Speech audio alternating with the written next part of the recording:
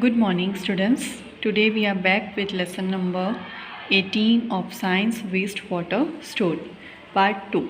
Today we are going to study ahead. So, we are going to study Wastewater Treatment Plant 18.4. Its short form is WWTP.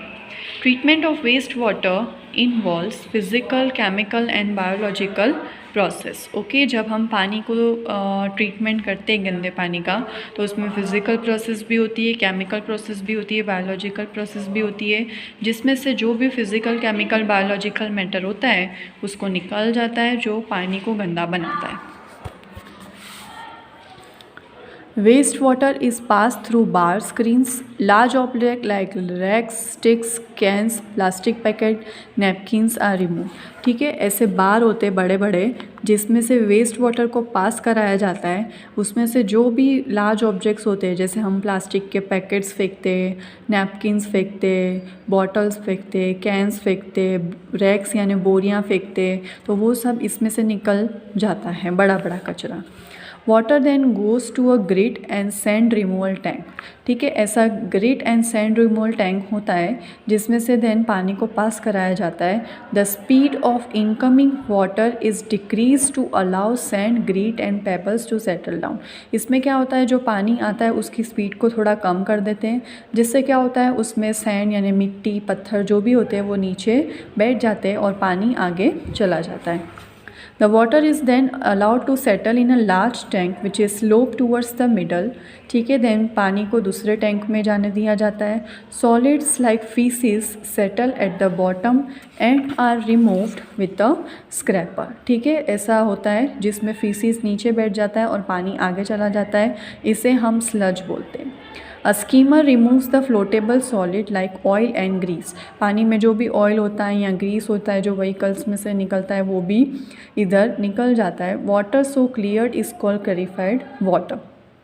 ठीक है, फिर जो पानी साफ़ हो जाता है वो एकदम क्लियर होता है तो उस पानी को हम क्या बोलेंगे, clarified water. The sludge is transferred to a separate tank where it is decomposed by anaerobic bacteria. ठीक है, फिर पानी को दूसरे टैंक में डाला जाता है जहाँ उसको डीकम्पोज करते हैं बैक्टीरिया से। The biogas produced in the process can be used as fuel और can be used to produce electricity. इस प्रोसेस में जो बायोगैस प्रोड्यूस होती है उसे हम फ्यूल के तरीके से यूज़ कर सकते हैं और उससे इलेक्ट्रिसिटी भी प्रोड्यूस हो सकती है। Fourth, air is pumped into the clarified water to help aerobic bacteria to grow. ठीक है, अब जो एरोबिक बैक्टीरिया हमने डाले हैं पानी में उसमें एयर भरी जाती है ताकि क्या होते हैं, एरोबिक बैक्टीरिया का नंबर बढ़ता जाए, वो लोग ग्रो होते जाए।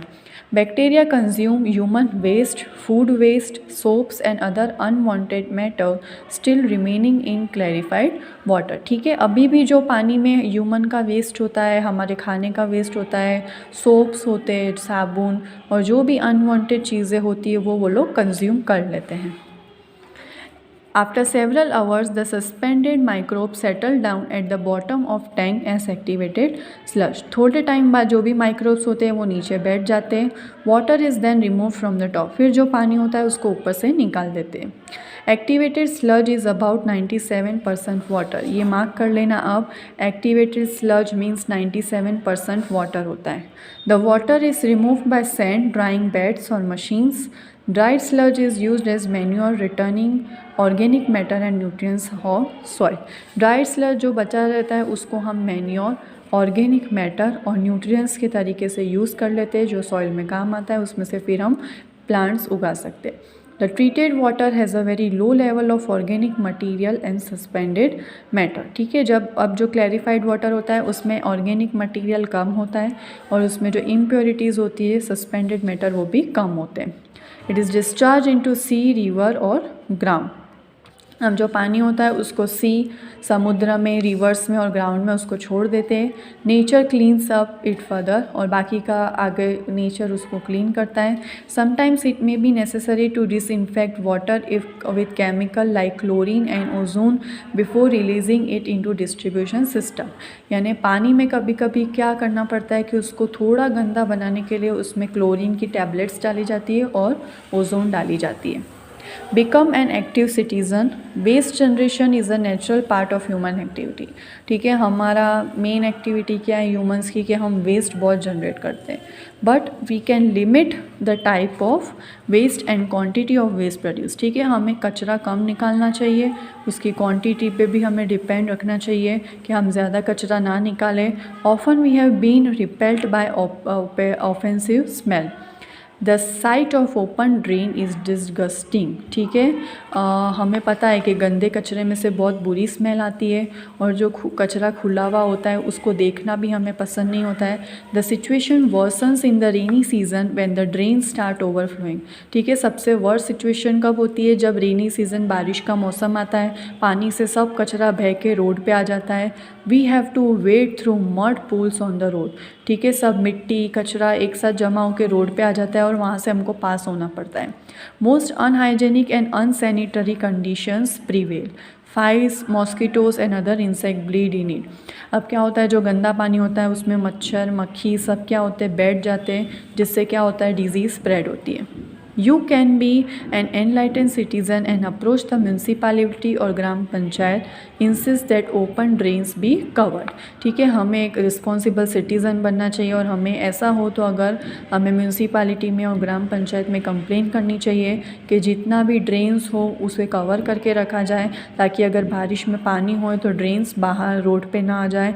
If sewage of any particular house makes neighbourhood dirty, you should request them to be more considered about others health. ठीक है, अगर आपके सोसाइटी में कोई अगर सीवेज करता है तो आपको उन्हें इंस्ट्रक्ट करना चाहिए कि ऐसा ना करे, जिससे आपका नेबरहुड डर्टी ना हो। ठीक है, दूसरों की हेल्थ का हमें ध्यान रखना चाहिए। Better house keeping practices, one of the ways to minimise और eliminate waste and pollutant at their source is to see what you are releasing down from the drain. ठीक है, अगर हमें कचरा कम करना है तो हमें पहले देखना पड़ेगा कि हम क्या कचरा फेंक रहे हैं। Cooking oil and fat should not be thrown into drain. ठीक है, खाने का जो हम ऑयल यूज़ करते हैं, फैट्स यूज़ करते हैं, उसे हमें ड्रेन में नहीं डालना चाहिए। उससे क्या होगा, they can harden and block the pipe. जब वो पाइप में जाएंगे पानी के साथ बह के तो उससे क्या हो जाएगा, पाइप्स ब्लॉक हो जाएगी। In an open drain the fats clog the soil pores, reducing its effectiveness in filtering water. Throw oil and fats in the dustbin, हमें ऑयल और फैट पाइप में नहीं डालना चाहिए, हमें ऑयल और फैट डस्टबिन में डालना चाहिए ताकि हमारी पाइप्स ब्लॉक ना हो। Chemicals like paint, solvents, insecticides, motor oil, medicine may kill microbes that help purify water, so do not throw them down the drain। ठीक है, हमें पेंट्स जो हम यूज़ करते हैं, सॉल्वेंट्स, इंसेक्टिसाइड्स जो दवाई होती है, मोटर ऑयल गाड़ी में जो ऑयल होता है, मेडिसिन्स, वो सब क्या होता है, जो हमारे पानी में माइक्रोब्स हम डालते हैं पानी प्यूरिफाई करने के लिए, तो अगर हम ये सब चीज़ें डालेंगे तो क्या होगा, वो माइक्रोब्स वहीं मर जाएंगे।